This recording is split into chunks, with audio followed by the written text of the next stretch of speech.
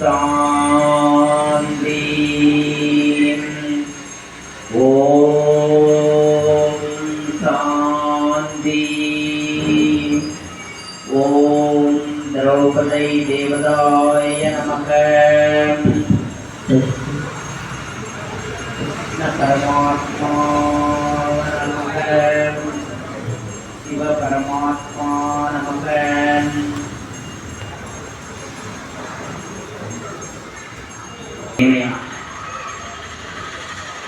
சிவ தந்தையை, சிவ பரமாத்மாவை அன்போடு நினைவு செய்து கொண்டு அவருடைய தேவ கணங்களாக திகழ்ந்த பஞ்ச பாண்டவர்களை நினைவு செய்து அக்னி புத்திரியான திரௌபதி தாய், கற்புக்கரசியான அந்த அம்பாள் நினைவோடு அவர்கள் நினைவில் வழிபடும் தெய்வமாக அருள் பாலித்துக் கொண்டிருக்கும் பன்னெடுங்காலமாக பக்தியின் மூலமாக பலன் அளித்துக் கொண்டிருக்கும் இந்த உன்னதமான ஸ்தலத்தில் அத்துணை தேவர்களையும் நினைவு செய்து கொண்டு சீரும் சிறப்புமாக நடந்தேறிய பூக்குழி விழாவிற்கு அத்தனை பேர்களுக்கும் நன்றியை தெரிவித்துக் கொண்டு இன்று தர்மரின் பட்டாபிஷேக விழாவை முன்னிட்டு தர்மரின் மேன்மை குறித்து, புகழ் குறித்து இன்று நாம் அவரை நினைவு செய்ய போகின்றோம். மகாபாரதத்திலே ஆயிரம் ஆண்டுகளாக இந்த மகாபாரதம் நிலை பெற்றதனுடைய காரணம் வில்லுக்கு புகழ், ராமனுடைய வில் புகழக்கூடியது, வியாசனுடைய சொல் புகழக்கூடியது. அந்த வேத வியாசரின் வாக்குகள் ஆயிரம் ஆண்டுகளாக கதாபாத்திரங்களாக, தெய்வங்களாக, நமது ரோல் மாடல்களாக, வழிகாட்டிகளாக இருந்து வந்து கொண்டிருக்கின்றது. 2 யுகங்களுக்கு முன்னால் வேத வியாசரால் வழங்கப்பட்ட இந்த மகாபாரத கதை மூலமாக இந்த பாரதம் புகழோடு திகழ்வதற்கும், ஆன்மீக பூமியாக திகழ்வதற்கும் அச்சாணியாக இருந்து வரும் இந்த இதிகாசங்கள் போற்றுதலுக்குரியது.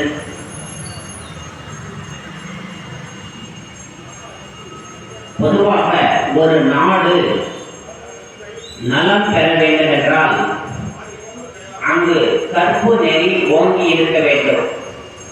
அந்த கற்புக்கு அரசியாக உலகிலேயே தலை சிறந்த கற்புக்கரசி யார் என்றால் அது திரௌபதி தேவியாகும். இது ஒரு நாள் இந்திர சபையில் ஒரு விவாதம் நிகழ்ந்தது. அந்த விவாதத்தின் போது உலகிலேயே யார் கற்பில் சிறந்தவள் என்ற ஒரு கேள்வி எழுந்தது.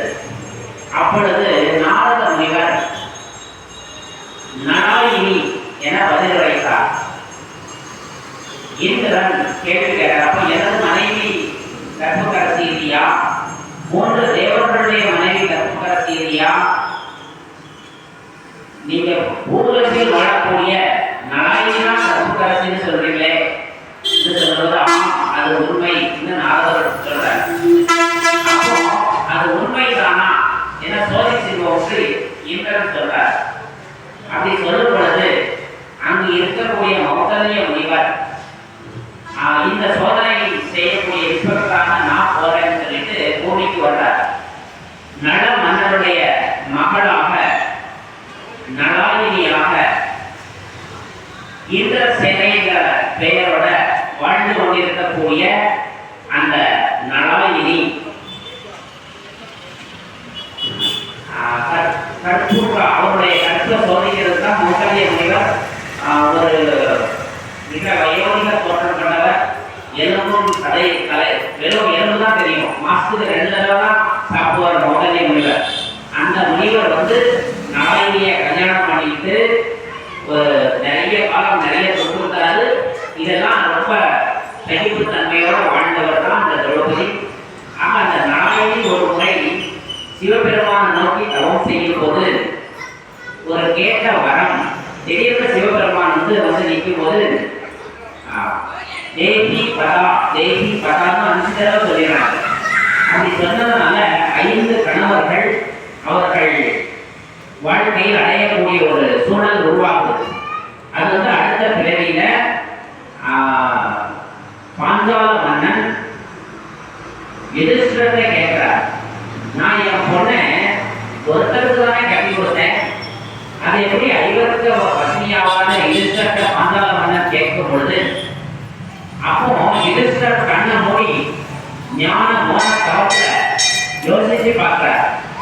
ஏன் 5 இவர் திரௌபதி பத்னி ஆனான்னு சொல்லும் போது ஒரு பிறவியில நலாயினியாக இருக்கும் பொழுது சிவபெருமானுக்கு 5 தடவை கேட்டதுனால அந்த 5 சிவபெருமானுடைய தேவ கணங்கள்னா பாண்டவர்கள், அவர்கள் கணவர்களாக இவங்களுக்கு அமைச்சிட்டாங்க. இந்த உலக நாடகத்தில் அனைத்தும் மங்களமானது என்ற அடிப்படையில் பாஞ்சால மன்னன் சொல்றார், யுதிஷ்டிரர் மன்னா, இந்த நாடகத்தின் ஒவ்வொரு சீனும் நன்மைக்கு அடைகிறது, ஒரு காரணம் இல்லாமல் காரியமில்லை, அதனால இது நன்மைக்கு உட்பட்டதுன்னு அவர் சமாதானப்படுத்தி அனுப்புகிறார். இதுதான் இந்த கதை. ஆக இங்கு நாம் இந்த திரௌபதி என்ற ஒரு அம்பாளை வழிபடக்கூடிய இந்த வட்டாரத்தில் உள்ள இந்த பூமியில் உள்ள ஒவ்வொரு பக்தரும் ஒரு கோட்பாட்டை கடைபிடிக்க வேண்டும். பொதுவா வழிபாடு என்பது கைகூப்பி தொழுவது மட்டும் அல்ல வழிபாடு. நாம் வாழ்க்கையில் வாழ்ந்து காட்ட வேண்டும். நமது ரோல் மாடல்கள்லாம் இந்த தேவ சமூகத்தை சேர்ந்தவர்கள். அப்போ பாரதியார் சொல்றாரு, கற்பு என்பது ஆணுக்கும் பெண்ணுக்கும் பொதுவென்று வைப்போனார். பெண்ணுக்கு மட்டும்தான் கற்பு கிடையாது, ஆணும் கற்பு கரசனாக இருக்க வேண்டும். அப்பதான் நாடு சிறப்பாக இருக்கும். அப்போ ராமாயணத்துல ராமர் வந்து சீதையை திருமணம் முடிக்கும் பொழுது ஒரு சபதம் எடுத்தார், இந்த இப்பிறவியில் இன்னொரு மாதரை சிந்தையாலும் தொடையன்னு ஒரு சபதம் செய்தார். எப்படிப்பட்ட ஒரு வாக்கு பாருங்க. அதாவது இந்த இப்பிறவியில் இன்னொரு மாதரை மனதால் கூட நினைக்க மாட்டேன், அப்படிப்பட்ட ஒரு சபதம் பண்றார். பொதுவாக திருமணத்துல நம்ம எல்லாரும் பார்த்துருப்போம், அம்மி விதிக்க வைப்பாங்க. ஏன் அம்மி விதிக்க வைக்கிறாங்கன்னா இந்த கல் போல் கற்பில் உறுதியாக இருக்க வேண்டும். அம்மி அடுத்தது நட்சத்திரத்தை பார்க்க சொல்லுவாங்க, அடுத்ததை போல நீ கற்பு கடைசியாக இருக்கணும்னு ஒரு புத்திமதி சொல்றாங்க. அது பெண்ணுக்கு சொல்றாங்க. அப்போ ராமர் யாருடைய வற்புறுத்தலும் இல்லாமல் சுயமாக நான் இந்த பிறவில கற்பு கரசனாக இருப்பேன்னு சொன்னார். ஆக இந்த ராமாயண மகாபாரத இதிகாசத்தினுடைய ஒவ்வொரு பகுதியையும் நமது வாழ்க்கையின் வழிகாட்டியாகவும் ரோல் மாடலாகவும் எடுத்துக்கொள்ள வேண்டும். இன்று நீங்க பேப்பர்லாம் நிறைய பார்க்கலாம். காமத்தினால் காமம் மகா சத்ரு என்பதுதான் 2 இதிகாசங்களுமே நமக்கு போதிக்கின்றது. ஆக அந்த காமம் வயப்பட்டதினால் நிறைய தவறுகள் நடந்து சிறைவாசம் செல்லக்கூடிய காட்சிகள் பேப்பர்ல நீங்க பார்ப்பீங்க. ஆக நாம் ஒவ்வொருவருமே கற்பு நெறியை நமது வாழ்க்கையின் தாரக மந்திரமாக எடுத்துக்கொள்ள வேண்டும். அடுத்தபடியாக தர்மர் மூலமாக நாம் ஒரு விஷயத்தை வாழ்க்கையில் கடைபிடிக்க வேண்டும். அதாவது தர்மர் வந்து பொய் சொல்லாமல் வாழ்ந்தவருக்கு ஒரு உதாரணம் தான் தர்மர். பொதுவாக மகாபாரதத்துல தர்மனுடைய தேர் மட்டும் தரையில போகாது, ஒரு அடி மேல இருக்கும். எல்லாருடைய தேரும் தரையில உருண்டு ஓடும். ஆனா தர்மனுடைய தேர் ஒரு அடி அந்த இடத்துல நிற்கும். என்ன காரணம்னா பொய் சொல்லாத தர்மத்தின் மறு உருவம். அப்படிப்பட்ட தர்மனை ஒரு முறை பொய் சொல்ல வைப்பாங்க. என்ன செய்வாங்க? அந்த ஒவ்வொருத்தர் ஒவ்வொரு நாள் போர்ல தலைமை தாங்கும் பொழுது துரோணாச்சாரியார் தலைமை தாங்கி போர் நடத்தும்போது நிறைய பேர் இறக்குறாங்க. அதை நிப்பாட்டணும். கிருஷ்ணர் தர்மத்தை சொல்வார். கிருஷ்ணா, இந்த துரோணரை வீழ்த்தணும்னா ஒரே வழி, அவருடைய மனசை நிலைக்குலைய செஞ்சா அவர் பிள்ளை கீழே வச்சுருவார். அப்ப அவருடைய மனசை நிலைக்குலைய செய்யணும்னா ஒரு சோகமான செய்தியை அவர் கேட்கணும். அவருக்கு ஒரே ஒரு புத்திரன் தான் அஸ்வத்தாமன். அவர் இறந்துட்டாருன்னு நீ சொல்லு, அவரை பிள்ளை கீழே வச்சிருவாரு. அவரை முடிவுக்கு கொண்டாந்துடாம, இல்லை கிருஷ்ணா நான் போய் சொல்ல மாட்டேன். அப்போ ஒரு சின்ன சரி, அந்த போய் சொல்ல வேண்டாம். இப்போ பீமன் என்ன செய்வாரு? ஒரு தன்னுடைய கதாயுதத்தால அஸ்வத்தாமன்கிற யானைய அப்படியே ஒரு ஒரே போட்டில் கொண்டுவார். இந்த அஸ்வத்தாமன்கிற யானை இறந்ததுங்கிறத மட்டும் நீ சொல்லியிருக்கிறார். உடனே அந்த திட்டமிட்டபடி அடுத்த நாள் போர் நடக்கும் பொழுது பீமன் போய் துரோணத்தை சொல்வாரு, அஸ்வத்தாமன் இறந்துட்டாருனாரு. கண்டுக்கவே மாட்டார். என்ன போய் சொல்லுவாரு தெரியும். யார் பேச்சையும் துரோணர் கேட்க மாட்டார். ஆனா நேர தர்மன் இருக்கிற இடத்துல போய் நேர நிப்பாட்ட சொல்லி தர்மா என்ன நடந்ததுன்னு கேட்பார். அப்போ தர்மன் சொல்வாரு, அஸ்வத்தாமன் இறந்தது உண்மைதான், ஆனால் அவர் யானை குஞ்சரம்னு சொல்வார். அஸ்வத்தாமன் கதா குஞ்சரம்னு சொல்வார். அது குஞ்சரம்னா யானை, இறந்தது உண்மைனா அது யானைன்னு சொல்வார். ஆனா அஸ்வத்தாமன் கதான்னு சொன்னோடனே அஸ்வத்தாமன் இறந்தாங்கிற ஒரு வார்த்தை துரோணர் காதுல போன உடனே அப்படியே ஒரு நிலை குழந்தி போயிடுவார். தன்னுடைய வில்ல கீழே வைப்பாரு. காத்திருந்த திருஷ்டாத்யும்னன் திரௌபத மன்னனுடைய மகன், அவர் காத்திருந்தவர் நேர வந்து துரோணருடைய தலையை எடுத்துறார். ஆக ஒரு பொய் அன்னைக்கு தர்மனை சொல்ல வைக்கிறான் லேசாக. அடுத்தபடியாக இந்த மகாபாரத போர் முடிந்த பிறகு சொர்க்கத்தை நோக்கி போவாங்க. அது வனவாசம் போய் சொர்க்கத்துக்கு போறதுன்னு ஒரு திட்டம் உண்டு. 60 வயது ஆயிட்டுனா வானப்பிரஸ்த நிலைன்னு சொல்லுவாங்க. அந்த வானப்பிரஸ்த நிலையின் பொழுது பரீட்சித்து மகாராஜர்கிட்ட ஒரு பட்டம் சொல்லிட்டு அப்படியே இவங்க கிளம்பி போறாங்க. ஒரு பர்வத மலையை நோக்கி போகும்போது மாணவர்கள் போயிட்டு இருக்கும்போது ஒவ்வொருத்தரா கீழே விழுறாங்க.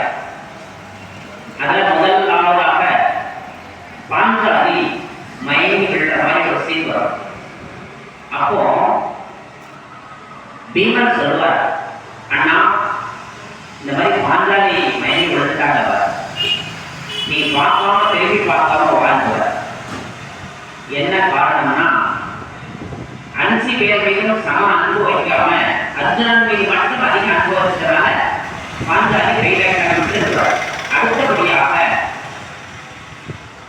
சகதேவன் மயங்கி விடுவார். அண்ணா சகதேவன் விழுந்துட்டாங்க. சகதேவன் ஏன் விழுந்தார்னா சாஸ்திரம் ஜோதிடம் சொல்றதுல உலகத்திலேயே தன்னை மிஞ்சின ஆள் இல்லைன்ற ஒரு எண்ணம் அகங்காரம் சகதேவனுக்கு இருந்தது. அந்த அகங்காரத்தினால அவர் கீழே விழுந்துட்டார். திரும்பி பார்ப்போம் வாழ்ந்தார். அப்புறம் நகுலன் கீழே விழுவார். அண்ணா தர்மனத்தனா இந்த மாதிரி நகுலன் விழுந்துட்டாங்க. நகுலனுக்கு தான் தான் இந்த உலகத்திலேயே பெரிய பேரலாசுங்கிற ஒரு எண்ணம், அதனால அவர் மயங்கி விழுந்துட்டாங்க. இந்த இடத்துல நம்ம ஒவ்வொன்றும் என்ன பார்க்கணும்னா அகங்காரம் அஞ்சு விதப்படும். அஞ்சு எதிரிகள் நமக்குள்ள காமம், கோபம், பேராசை, பற்று, அகங்காரம். இந்த அஞ்சு தீய குணங்கள், விகார குணங்கள், அகங்காரங்கள்னா தேவ நிலையில இருந்த மனிதனை தேவர்களாக இருந்தவர்களை அசுரர்களாக துன்பத்திற்கு உட்பட்டவர்களாக மாற்றுறது அஞ்சு குணம். அதுல இந்த அகங்காரம் தேக அகங்காரம், வித்யா அகங்காரம், செல்வ அகங்காரம் பிரிவு உண்டு. அந்த தேக அகங்காரம் அவருக்கு இருந்ததுனால நகரம் இருந்துட்டார். அடுத்தபடியாக இவர் அர்ஜுனன் கீழே விடுவார். உடனே அண்ணா அர்ஜுனன் விழுந்தார். வில் வித்தையில தனக்கு மிஞ்ச இந்த உலகத்திலே இல்லைங்கிற எண்ணம் இருந்ததுனால அவர் விழுந்துட்டார். அடுத்தபடியாக பீமன் விடுவார். ஐயா நானும் விடப்போறேன். உடல் பலத்துல உடனே மிஞ்சு ஆழ்லன்னு நினைச்சதுனால நீ விழுற.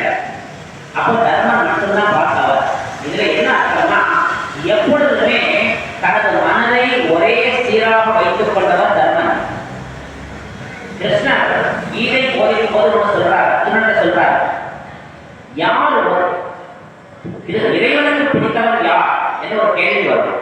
அப்போ கிருஷ்ணர் சொல்வார், எவன் ஒருவன் ஸ்தித பிரஜனாக இருக்கின்றானோ, அதாவது நிலை மாறாத துலாக்கோல் போன்ற மனநிலை கொண்டவனோ, உயர்வு தாழ்வு, பிறப்பு இறப்பு, பகல் இரவு, குளிர் வெப்பம், மானம் அவமானம் அனைத்தையும் சமமாக கருதும் மனநிலை கொண்டவன் தான் அத்தகைய ஞானிதான் எனக்கு பிடித்தமானவர் கிருஷ்ண பரமாத்மா சொல்வார்.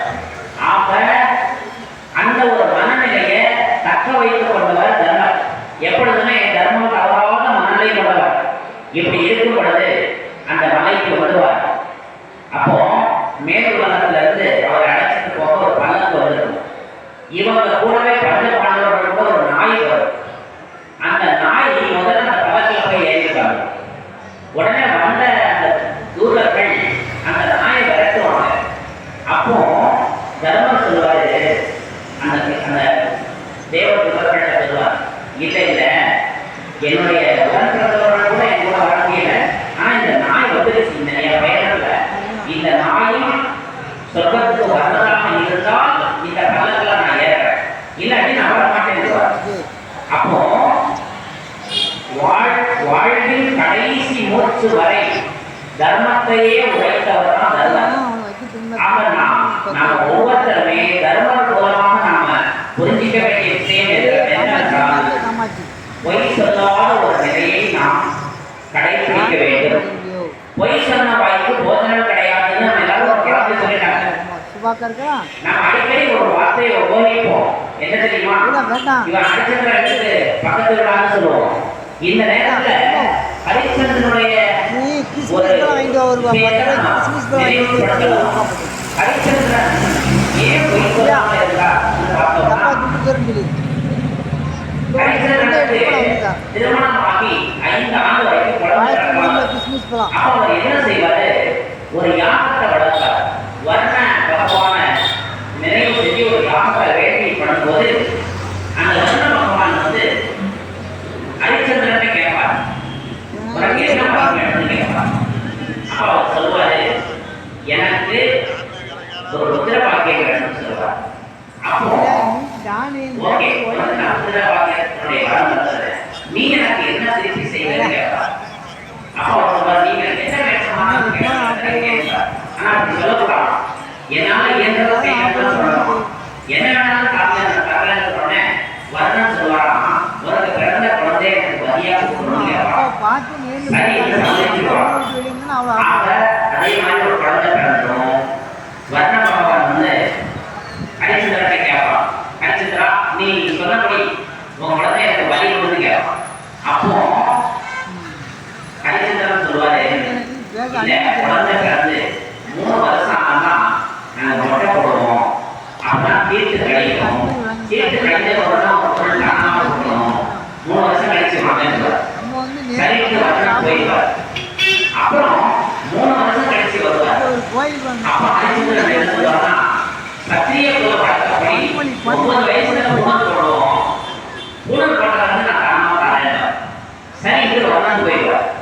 அவன் அந்த பையன் வளர ஆரம்பிச்சிருவான். அம்மா அப்பா வருத்தப்பட்டது தெரிஞ்சிடும், என்னை பலி கொடுக்க போறாங்கன்னு தெரிஞ்சோடனே அந்த பையன் என்ன செய்வான், தப்பிச்சு ஓடிடுவான். ஆனா ஹரிச்சந்திரனுக்கு ஒரு மனசுக்குள்ள மகிழ்ச்சி, சரி என் பையன் எங்கேயாவது வாழ்க்கை நினைச்சுப்பார். அதே மாதிரி வருஷம் வந்துடுவார். வந்தோடனே எங்க ஒரு பிள்ளைன்னு கேட்கும்போது, இந்த மாதிரி பகவானே இந்த மாதிரி பிள்ளை தொலைஞ்சிருச்சு, ஆனா நான் ஒரு பிள்ளைய வந்து பலி கொடுத்துருந்தேன், ஒரு 3 நாள் கழிச்சு உடனே ஒரு பூரா ஒரு பறை இறங்கி யாராவது ஒரு குழந்தைய மன்னனுக்கு தானமாக கொடுக்க பெரும் செல்வக்காரன்னு சொல்லும்போது ஒரு ஏழையானப்பட்டவர் ஒரு குழந்தைய தானமாக கொடுத்துருவார். அந்த குழந்தைய ஒரு தூண்ல கட்டி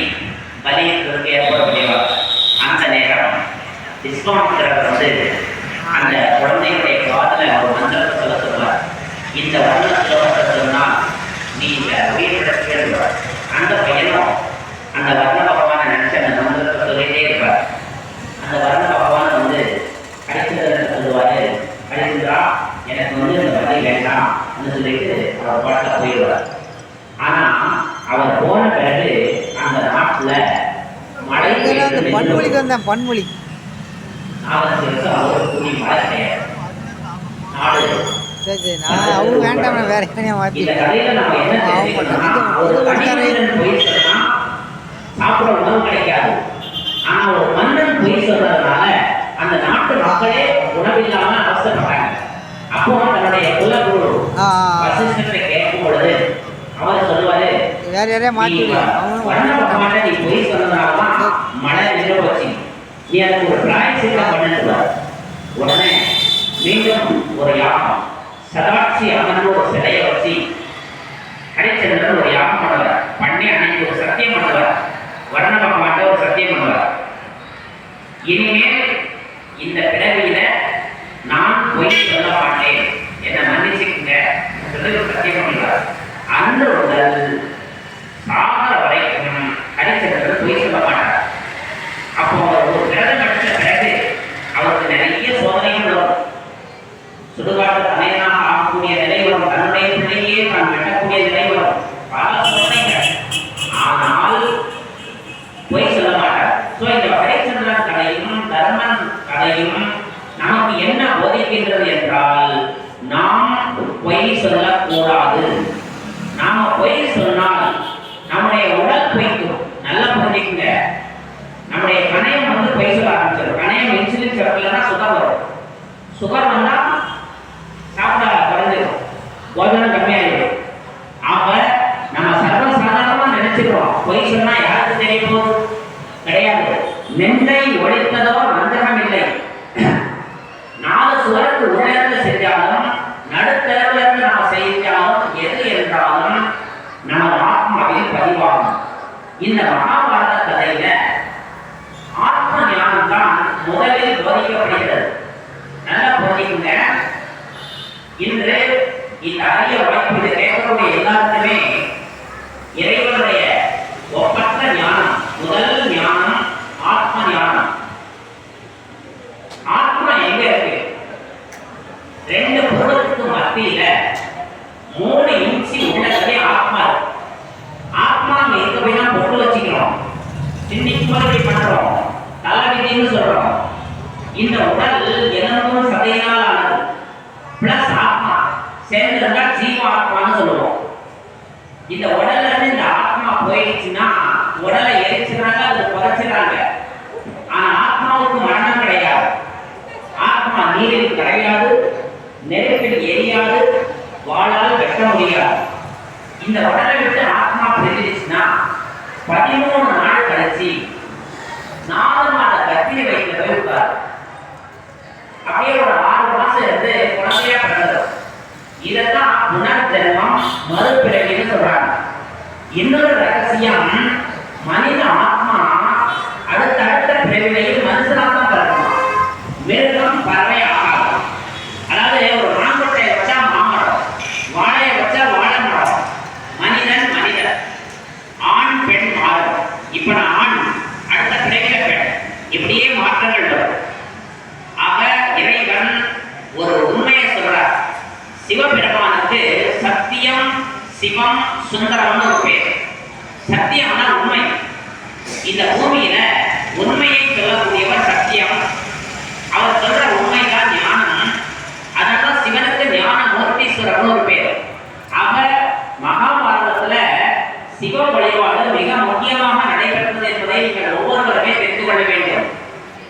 திரௌபதி சிவபெருமாட்ட கேட்ட வரத்தினால்தான் பாண்டவர்களை கணவனாக பெற்றாள்.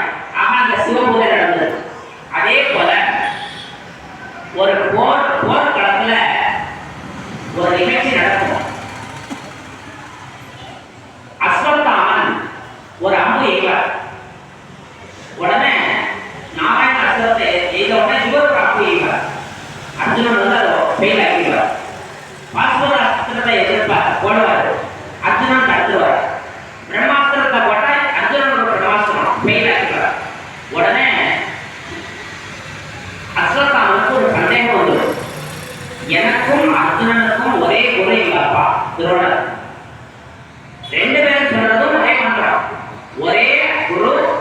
மந்திரம் ஒரே அஸ்திரம். ஆனா ஏன் அஸ்திரம் ஃபெயில் ஆகுது, அவரோட அஸ்திரம் ஜெயிக்குது? என்ன காரணம்? சரி, அப்போ ஏதோ ஒரு காரணம். இனிமே ஒரே செய்வாங்க. இது நீதி இல்லை, நேர்மை இல்லை என்றால் அஸ்வத்தாமன் வந்து வில்ல கீழே வைப்பார். அப்போ வியாசர் வந்து என்ன சொல்லுவார் தெரியுமா? அஸ்வத்தாமா, நீ யாரையும் படிக்க வேண்டாம், நீ சிவபூஜை செய்யாதவர். ஆனால் இவர் அர்ஜுனன் என்ன செய்வார்னா சிவபூஜை செய்வார். பூஜையின் பலன் அவர்கிட்ட இருந்தது. பூஜையின் பலன் அந்த மந்திர சக்தி பவரா இருந்தது. ஆக அதனால அர்ஜுனனுடைய ஜெயித்தது. அப்ப இதுல நம்ம ஒவ்வொருத்தருமே என்ன புரிஞ்சுக்கணும்னா, பாண்டவர்கள் சிவபெருமானை முக்கியமாக பூஜித்தார்கள். நாம் ஒவ்வொருவருமே அந்த சிவபெருமானை மானசீகமாக தொழ வேண்டும். அந்த சிவபெருமான் தான் 33 கோடி தேவர்களுக்கும் தலைவன். தேவாதி தேவன் மகாதேவன் சிவபெருமான். அந்த ஒரு சிவபெருமானை நாம் நினைவு செய்தால் 33 கோடி தேவர்களுடைய ஆசைகளும் அங்கு வந்து சேரும்.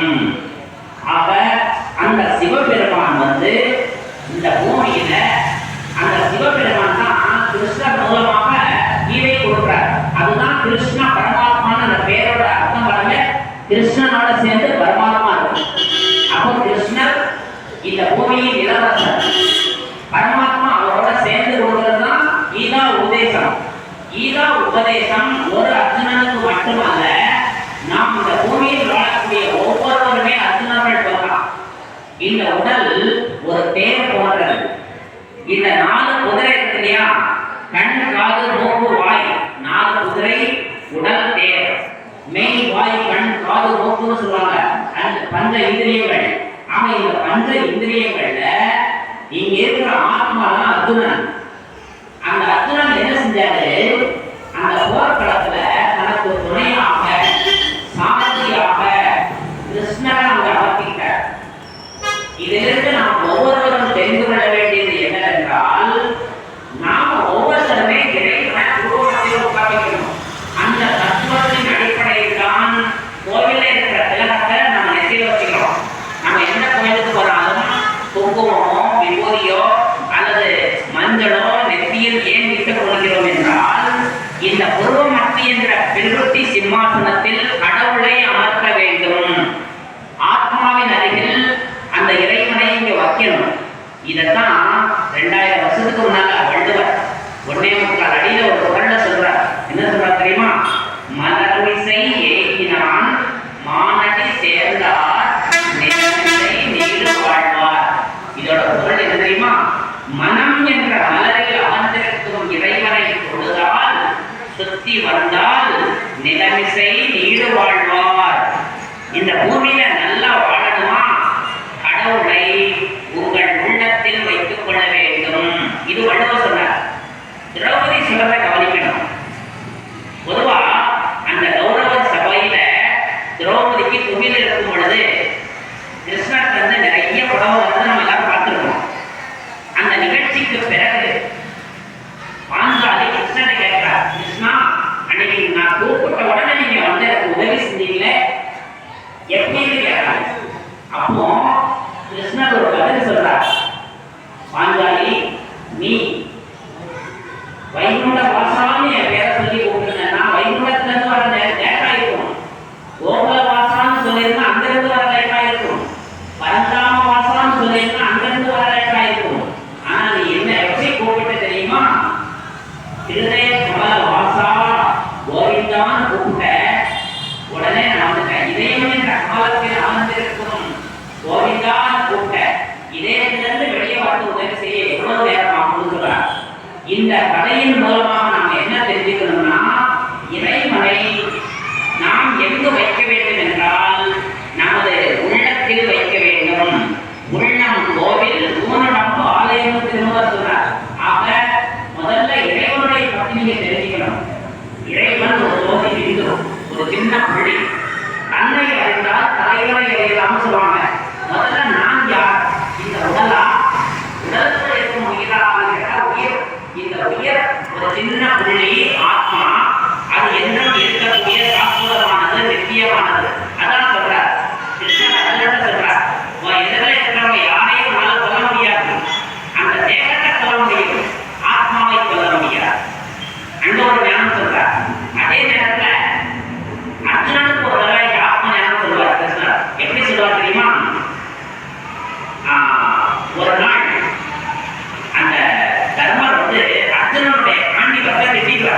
நீ காண்டிபத்தை வச்சு என்ன பேசணும்? உன்னால அவரை கொல்ல முடியலையே. காரணம் என்ன சொன்னோன்னே அர்ஜுனனுக்கு கோபம் எடுத்து அர்ஜுனனுக்கு தான் பொறுத்துவார்.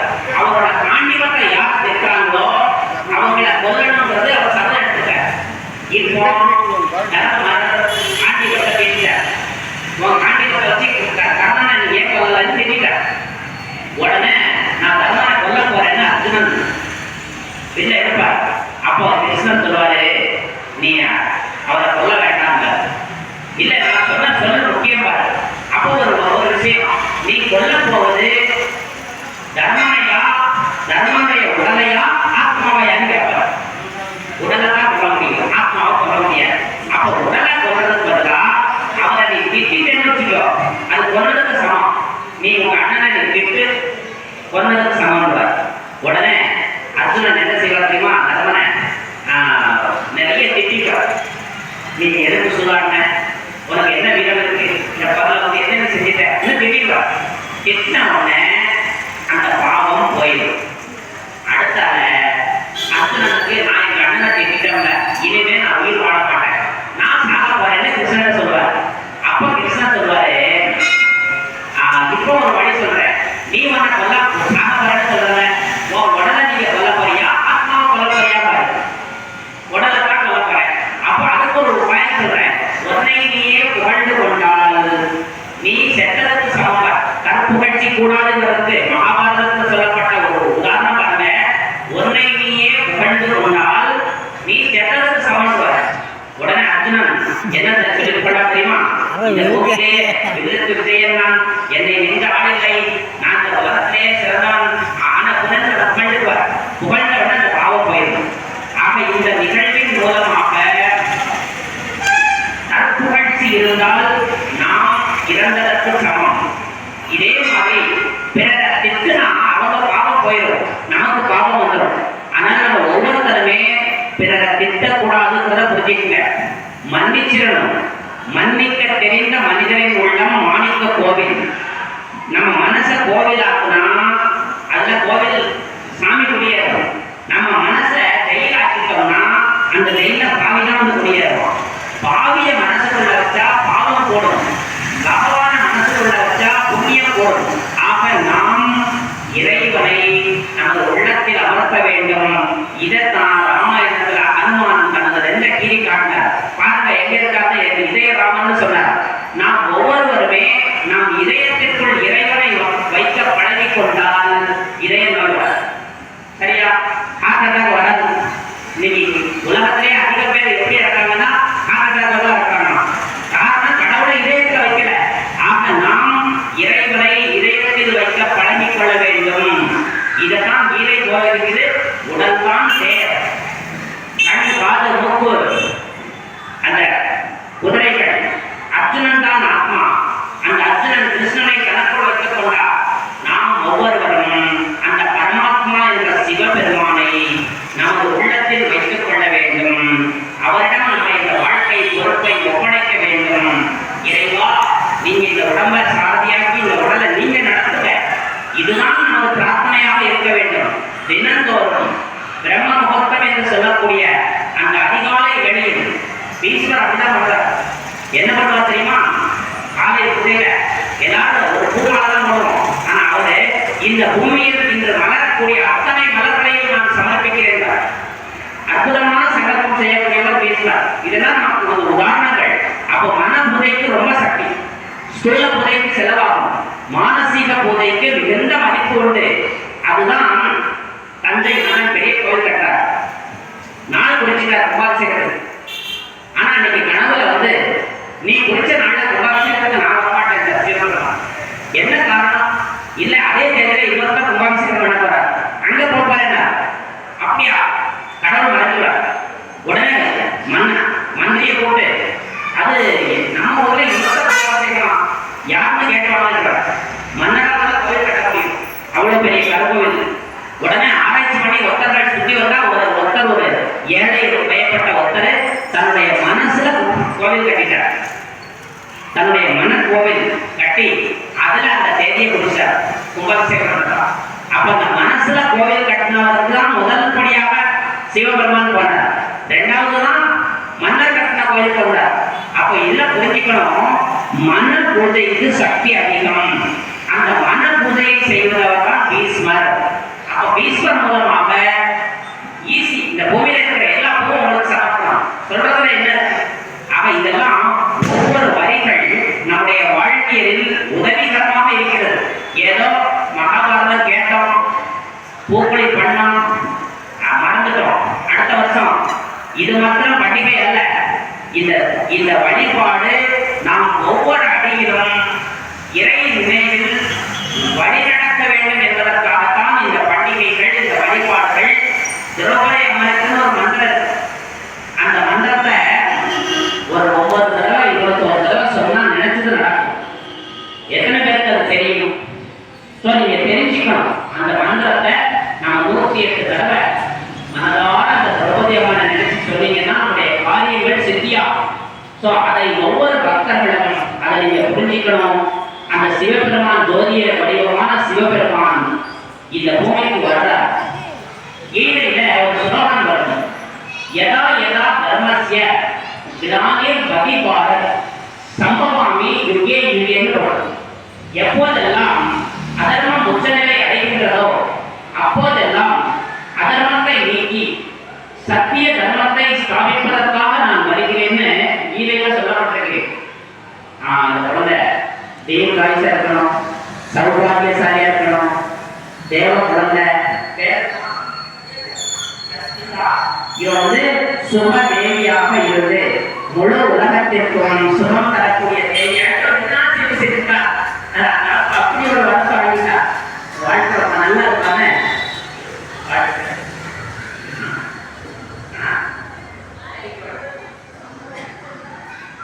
ஆக எப்போதெல்லாம் அதர்மம் உச்சநிலை அடைகின்றதோ அப்போதெல்லாம் அதர்மத்தை நீக்கி சத்திய தர்மத்தை ஸ்தாபிக்க நான் வருகிறேன் என்று சொல்லியிருக்கிறார். இன்னைக்கு இந்த பூமியில அதர்மம் அதிகமா இருக்கா தர்மம் அதிகமா இருக்கான்னு ஒரு கேள்வி கேட்டா 5 வயசு குழந்தை கூட சொல்லும் அதர்மம் தான் அதிகம். நம்ம போன வாரம் பார்த்தோம், 10 வயசு குழந்தைய ஒருத்தர் பார்க்கணும். அப்போ அதர்மம் நிறைந்த உலகம். தர்மத்துக்கும் அதர்மத்துக்கும் என்ன வித்தியாசம்? பாவம் என்ற கல்லறைக்கு பல வழி என்றும் தர்மதேவன் கோவிலுக்கு ஒரு வழினார். தர்மத்தின் வழி ஒன்று, பாவத்துக்கு பல வழி. தர்மம்னா என்ன? இப்படித்தான் வாழணும், வாழ்கிற பேர் தர்மம். எப்படி வேணாலும் வாழலாம் என்று நினைச்சா அதர்மம். ஆக இன்னைக்கு மனிதன் கடியெடுத்தவன் தட்டலுக்காக்குங்கிற மாதிரி தனக்கு எது தோணுதோ அதுதான் சட்டம், அதுதான் தர்மம்னு வாழக்கூடிய வாழ்க்கை முறையினால் இந்த உலகம் நரகமாகிவிட்டது இறைவன் சொல்றார். இதே பூமி சொந்தமாக இருந்தது. டெல்லி யமுனை நதிக்கரையில கிருஷ்ணனுடைய ராஜ்யம் இருந்தது, கங்க துவாரகை இருந்தது. இந்த பூமியில 2 யுகங்கள் தேவர்களின் ஆட்சி நடந்தது, 2 யுகங்கள் மனிதராட்சி, மொத்தம் 4 யுகங்கள்.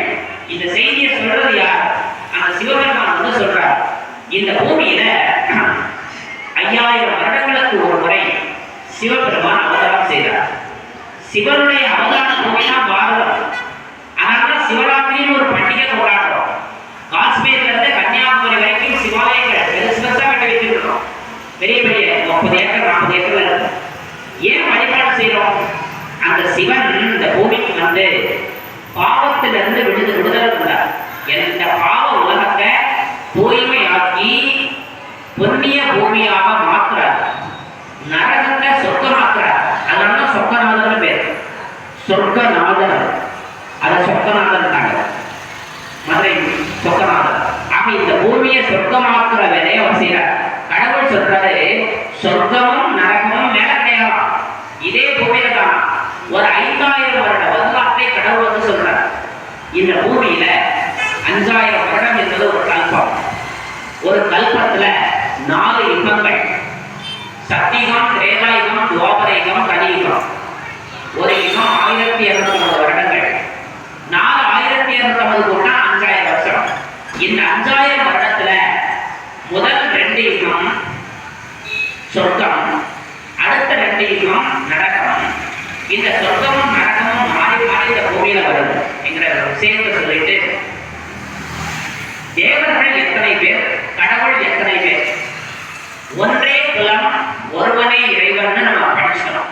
அது யார்? இறைவன் யார்? அது சிவபெருமான குறிக்கும். அந்த சிவபெருமான் கர்ப்பத்தில் வரமாட்டார், பிறப்பு இல்லாதவர். அதனால அவர் ஜோதிலிங்கமா வச்சுட்டோம், சிவலிங்கமா வச்சுட்டோம். மனுஷ உருவம் கொடுக்க மாட்டான், ஏன்னா அவர் மனிதனாக பிறப்பதில்லை. ஆனா மற்ற எல்லா சாமிகளுக்கும் உடல் உருவம் கொடுக்கும். மீனாட்சி அம்மனுக்கு உடல் இருக்கும், காந்திமதி அம்மனுக்கு உடல் இருக்கும், இப்படி காசி விசாலாட்சிக்கு உடல் இருக்கும். என்ன காரணம்னா தேவர்கள் அத்தனை பேரும் இந்த பூமியில் பிறப்பார்கள், மனித உருவமாக பிறப்பார்கள். தெய்வம் மனுஷ ரூபியானு தெய்வம் மனுஷ ரூபத்துல பிறப்பாங்க. மொத்த தேவர்கள் எண்ணிக்கை 33 கோடி சொல்றாங்க. 33 கோடி தேவர்களே போற்றி சொல்றாங்க இல்லையா? ஒரு மனித ஆத்மாவுல 16 குணம் இருந்தா அவங்க தேவர்கள். அதனால பெரியவங்க வாழ்த்துறாங்க, 16 பெற்று பெருவாழ்வு வாழ்த்துன்னு சொல்றாங்க. அந்த 16 குணங்கள் இருந்தால் ஒரு 21 ஜென்மம் தேவ வாழ்க்கை கிடைக்கும். ஆக இந்த சிவபெருமான் இந்த பூமிக்கு வந்து அந்த கிருஷ்ணருடைய ஆத்மா தான் பிரம்மாவாக மாறிது. முதல் பிறவில கிருஷ்ணரா இருக்கிறவரு 84வது பிறவில பிரம்மாவா ஆயிடுறார். அதனாலதான் பெருமாள் கோயில பார்க்க மார்கழி மாசம் அனந்த சயனம் பண்ணிட்டு பெருமாள் அந்த விஷ்ணுவோட நாபியில இருந்து ஒரு தாமரை வந்துருக்கும். அந்த தாமரையில பிரம்மா உட்கார்ந்துருப்பார். நல்லா கவனிச்சு பாருங்க, 4 பிரம்மா உட்கார்ந்துருப்பார். இந்த ரகசியம் என்ன தெரியுமா? முதல் பிறவியில் கிருஷ்ணராக இருந்தவர் 84வது பிறவியில் பிரம்மாவாக மாறுகிறார். ஆக பகவான் சிவபெருமான் 84 பிறவியின் ரகசியத்தை மனித குலத்துக்கு வழங்குகின்றார். அன்பார்ந்த சகோதர சகோதரிகளே, இந்த சொற்பொழிவை எங்கு அமர்ந்திருந்தாலும் எங்கு அமர்ந்திருந்தாலும் சற்று காது கொடுத்து நீங்கள் கேளுங்கள். இதை கேட்பதால் முக்தியும் ஜீவன் முக்தியும் கிடைக்கும். இந்த வார்த்தைகள் கடவுளின் குரலாக கருதுங்கள். ஏதோ மனித உருவத்தில் இங்க நான் உட்கார்ந்துருக்கிறேன், இந்த ஞானம் என்னுடையதல்ல, சிவபெருமானுடைய ஞானத்தை வழங்கும் முகமாக இங்க நான் அமர்ந்திருக்கிறேன். அந்த ஞான மூர்த்தீஸ்வரர் வந்து என்ன சொல்றாருன்னா, உங்கள் அனைவருக்கும் சொல்றாரு, நான் இந்த பூமியில் அவதரித்திருக்கிறேன், அந்த பிரம்மா உணர்ந்த பிரவேசமாகி இருக்கிறேன். பிரம்மா உணர்ந்த பிரவேசமாகி அந்த பிரம்மா கவல மாய மூலமாக இந்த பூமிக்கு நான் ஞானத்தை தர்றேன். ஏன் 4 முகம் தெரியுமா? இந்த பூமியில் 4 புறமும் பிரம்மா மூலமாக இந்த படைப்பின் ஞானத்தை வழங்குகின்றார். இதை இறைவன் ஒரு வித்தியாலயத்தை உருவாக்கிட்டார். ராஜஸ்தான்ல மவுண்ட் அபுங்கிற இடத்துல பிரம்மா குமாரிகள் ஈஸ்வரிய விஸ்வவித்யாலயத்தில் ஒரு பள்ளிக்கூடத்தை கடவுள் வந்து திறந்துட்டார். அங்க அந்த பிரம்மாங்கிறவர் மூலமாக இந்த பூமி எங்கும் ஞானம் தருகின்றார். அந்த ஞானத்துல யார் குளிக்கிறாங்களோ அவங்களுடைய பாவங்கள் போயிடும். பொதுவா கங்கையில மூழ்கினா பாவம் போகும்னு சொல்லுவாங்க. ஆனா சிவபெருமான் சொல்றாரு, கங்கையில் மூழ்கினா உங்களுடைய உடல் சுத்தம் போகும். ஆத்மாவில் உள்ள பாவம் போகணும்னா ஞான கங்கையில் நீங்கள் மூழ்க வேண்டும். அதுதான் ஞான சரோவர்னு திவர் கூட பக்கத்துல ஒரு ஞான சரோவர்னு ஒரு குளம் இருக்கு. அந்த குளத்துல போய் முங்கி இருந்துச்சா பாவம் போயிடும்னு நம்புறாங்க. ஆனா இறைவன் விளக்கம் சொல்றாரு, நான் வழங்கும் ஆத்ம ஞானத்தை நீங்கள் ஒவ்வொருவரும் கேட்க வேண்டும். தன்னை ஆத்மா என்று உணர்ந்து தந்தையாகிய சிவபெருமானை நினைவு செய்தால் உங்களது சகல பாவங்கள் நீங்கும். 21 ஜென்மம் நீங்கள் சுகம் சாந்தியாக கிருஷ்ணபுரியில் வாழ்வீர்கள். அன்பார்ந்த சகோதர சகோதரிகளே, விரைவில் இந்த பூமியில கிருஷ்ணன் பிறக்குவார். டெல்லி வனக்கலையில மீண்டும் கிருஷ்ணர் பிறந்துவார். கம்சபுரியில் கிருஷ்ணர் பிறப்பார் சொல்லுவாங்க. கம்சன்னா யாருன்னா தன்னை கொல்ல இருக்கக்கூடிய எல்லா குழந்தைகளையும் கொல்லுகிற ஒரு ஆணையிட்டவர் கம்சன். ஆக இந்த பூமி தீயினால் கஷ்டமாகும்னு ஒரு விதி இருக்கு. அதாவது ஒரு பழைய உலகம் முடிஞ்சு புது உலகம் வரணும். 100 வருஷம் ஆயிடுச்சுன்னா ஒரு வீட்டை இடிச்சு புது வீடு கட்டுவோம். அதே போல இந்த பூமி 5000 வருஷம் பழசாயிடும். இந்த பழைய பூமியை ஒரு விநாசம் வரும். நாம வீட்டை சுத்தம் பண்ணணும்னா ஒரு பெருக்குமாரை வச்சு தூத்துட்டு ஒரு வழியில தண்ணி வச்சு உடச்சிடுவோம்.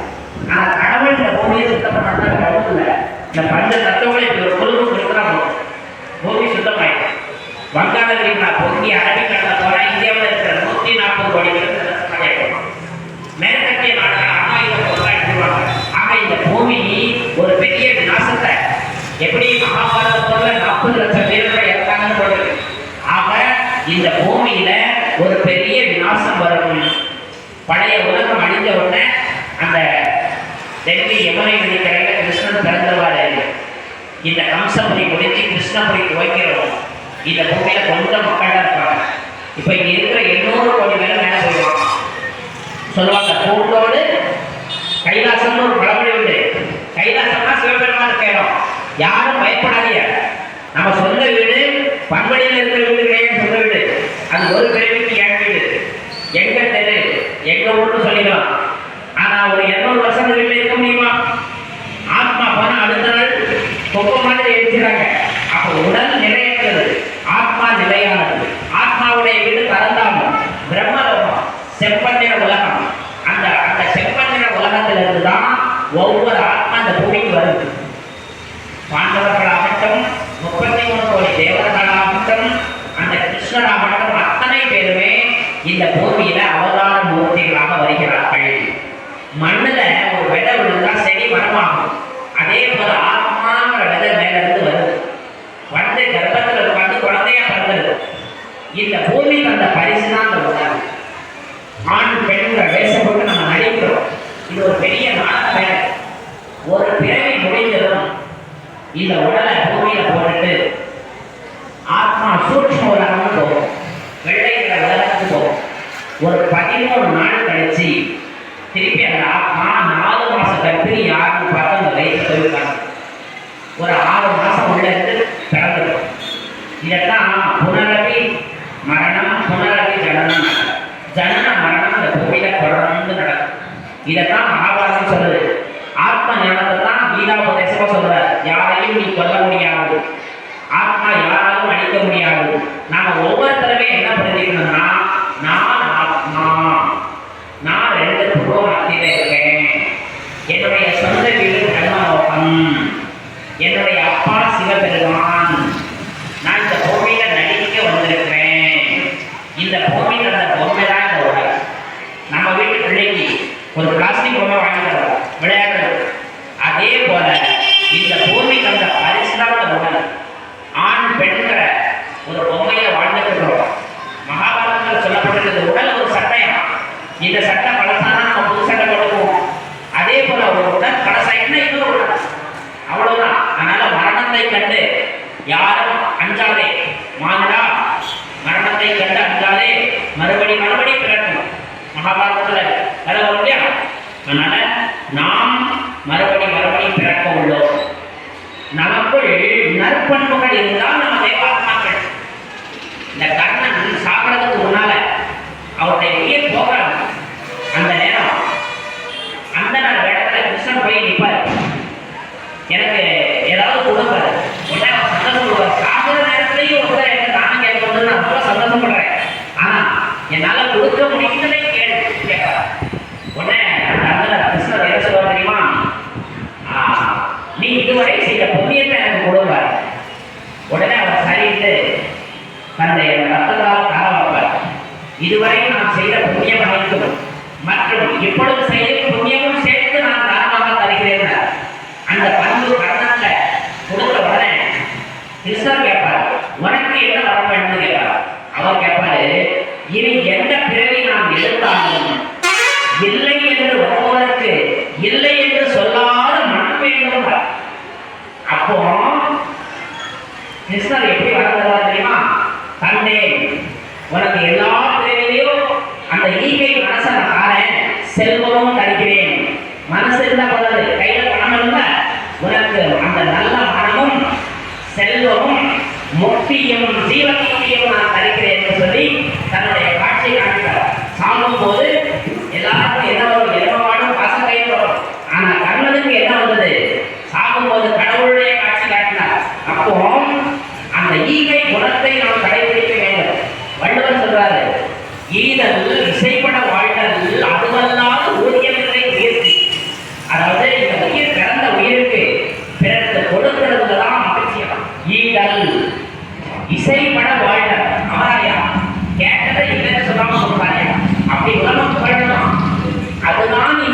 இருக்கக்கூடியவரை கர்ணன் மூலமாக நாம் தெரிந்து கொள்ள வேண்டும். ஆக கர்ணன், தர்மன், அர்ஜுனன் ஒவ்வொருவர் மூலமாக நாம் ஒரு சத்தியத்தை நாம் உணர்ந்தால்தான் அந்த தேவர்களுக்கு நாம் செய்யும் நன்றி கடனாகும். நாம் தேங்காயும் பழமும் பாலையும் மட்டும் அதுவும் செய்ய வேண்டும்.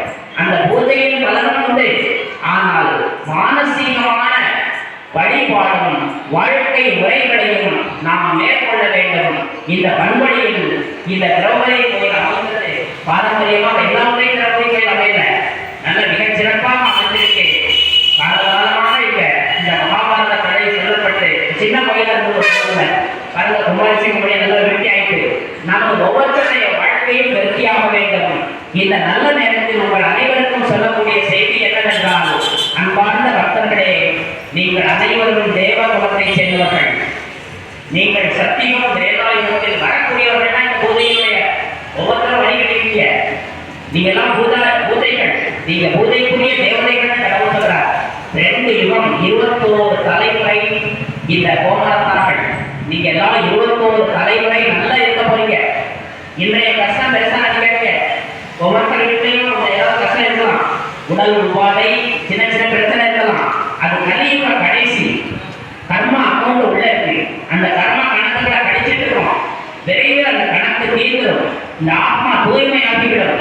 தூய்மையாகி நீங்கள் ஒவ்வொருவரும் அந்த கிருஷ்ணபுரியில் பிறக்க போறாங்க. இந்த கோயிலுடைய பக்தர்கள் அனைவரும் இந்த ஒரு நல்ல செய்தியை இறைவன் உங்களுக்கு வழங்குகிறார்.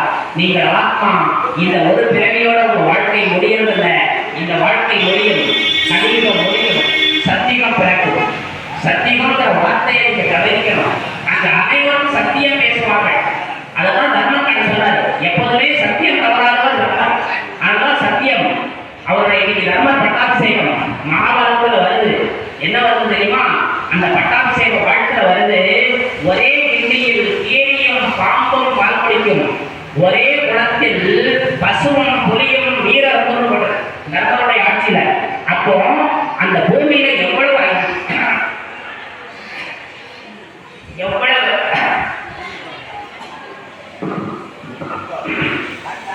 அகிம்சை தர்மம்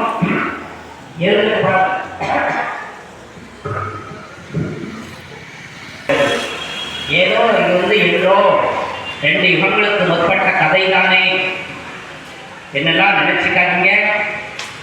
இது வாழ்க்கை கதை, உண்மை கதை, சத்திய நாராயணன் கதை. இந்த சத்திய நாராயணன் கதையை அந்த சத்தியம் உரைக்கும் சிவபெருமான் கிருஷ்ண பரமாத்மாவோடு இணைந்து நமக்கு ஞானத்தை வழங்குகின்றார்.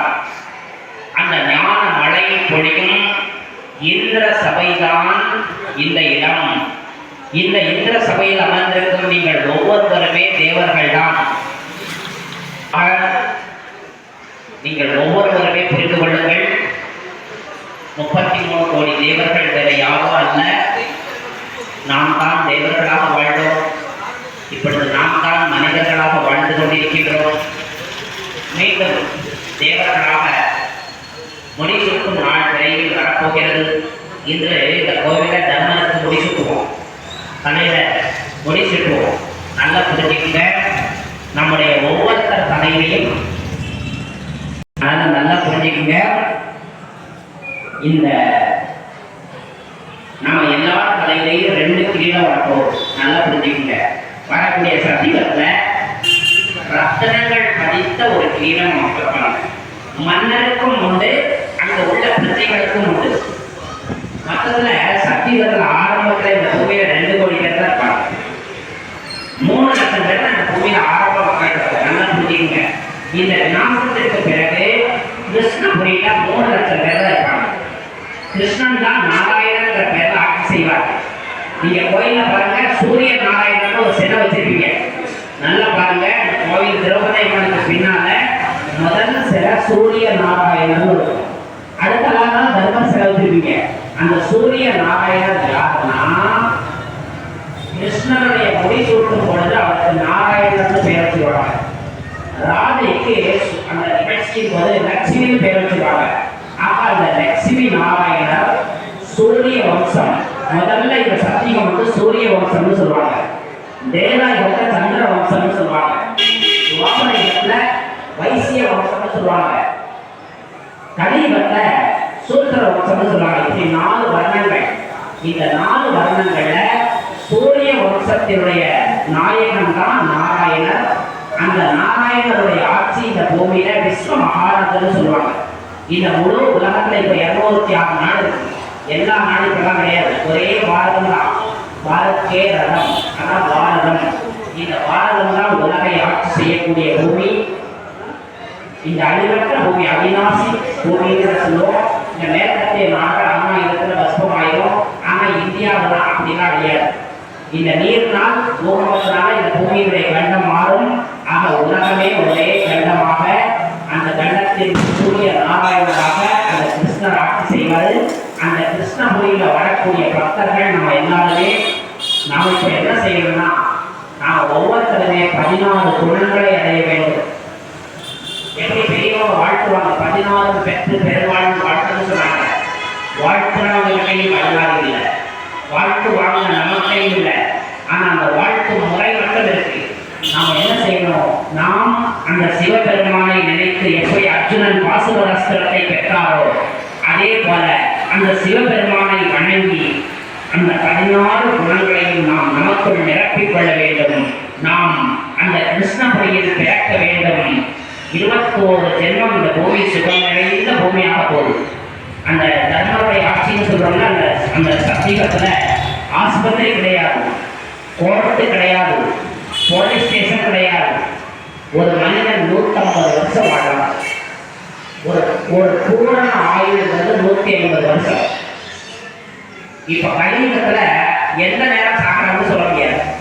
அதான் பொய் நிறைந்த உலகம். இந்த பொய்யான உலகத்துல மரம் பொய் சொல்கின்றது, மழை பொய்க்கின்றது, மரணமும் பொய்க்கின்றது, மனிதனும் பொய் சொல்கின்றான். அந்த 4 நடக்கும். ஆனா சத்தியத்துல மனிதன் பொய் சொல்ல மாட்டான், மரம் பொய் சொல்லாது, மரணம் பொய் சொல்லாது. ஆக எல்லாமே சத்தியத்தோடு நடந்து கொள்ளக்கூடிய யுகம் சத்தியுகம். அதுதான் கிருஷ்ணருடைய ராஜ்யம். இப்ப இருக்கிற இந்த மேற்கு தொடர்ச்சி மலை எல்லாம் பூமியில போயிடும். உள்ளே இருக்கிற தங்க மலை வெளியே வந்துடும். அப்ப அதை வெட்டிதான் நம்ம கோவில், நம்ம ஒவ்வொருத்தருடைய வீடும் தங்கள் வீடாது. அங்க உள்ள ஒவ்வொரு வீட்டுக்கு முன்னால புஷ்பக விமானம் இருக்கும். சொல்றது சிவபெருமான் சொல்றாரு, நம்ம ஒவ்வொருத்தருடைய வீட்டுக்கு முன்னால புஷ்பக விமானம் இருக்குமா, 2 விமானம் இருக்குமா. 8 வயசு குழந்தையும் உட்கார்ந்து பயணிக்குமா. விபத்தே ஆகாது. சத்தியத்துல விபத்து கிடையாது, அகால மரணம் கிடையாது, யாரும் சாப்பாட்டாங்க. 150 வருஷம் ஆனா நான் போயிட்டு வரேன், என்னோட இன்னொரு இடத்துல பிறக்க போறேன்னு வீட்டுல சொல்லிட்டு தான் வரணும். அப்படிப்பட்ட யுகம் வரப்போகுது என்கிற செய்தியை இறைவன் சொல்றாரு. ஆக நாம் அனைவருமே 2 யுகங்கள் பக்தி செஞ்சிட்டோம். துவாபர யுகம், கலியுகத்துல பக்தி செஞ்சிட்டோம். முதல்ல இந்த பூமியில உருவான கோவில் குஜராத்ல சோமநாதர் கோவில். அப்படியே ஃபர்ஸ்ட் சிவ வழிபாடு பண்ணோம், அப்புறம் வைஷ்ணவ வழிபாடு பண்ணோம், நிறைய வழிபாட்டு முறை பண்ணிட்டோம். இப்போ இறுதி கட்டத்துல இந்த பூமியினுடைய இந்த கட்டத்தின் இறுதி கட்டத்தில் இருக்கிற நாம் அனைவருக்கும் ஆபத்து வாழ்ந்தாளராக, ஆபத்தினுடைய ரட்சகராக அந்த இறைவன் வந்து கிருஷ்ணனுடைய துணையோடு நாம் ஒவ்வொருவரையும் அர்ஜுனனாக, நாம் ஒவ்வொருவருமே திரௌபதிகள் தான் நமக்கு வழிகாட்ட, நம்முடைய மானத்தை காக்கும் ஆடை வழங்கும் அந்த இந்த உடல் என்ற ஆடையை வழங்கக்கூடிய அந்த சிவபெருமான் வந்து நம்மை ஞானத்தால் நிரப்புகின்றார், அஷ்ட சக்திகளால் அலங்கரிக்க வைக்கின்றார். ஆகவே நாம் மனதார அந்த சிவபெருமானை தினமும் நினைக்க வேண்டும். அதுவும் 3 to 5 பிரம்ம முகூர்த்த நேரம் என்று சொல்வார்கள். அந்த 5 மணிக்கு முன்னால ஒவ்வொரு வீட்டுக்கும் கடவுள் வந்து ஆஜராகின்றார். 5 மணிக்கு முன்னால முகத்தை கழுவிட்டு அந்த இறைவனை நீங்க பார்க்கணும். 5 வார்த்தை கடவுள்கிட்ட பேசுங்க. அப்பா எங்க வீட்டுக்கு வாங்கன்னு கூப்பிடணும். ஒரு குழந்தை கூப்பிட்டா கடவுள் வருவார். என்ன பாருங்கன்னு சொல்லணும்.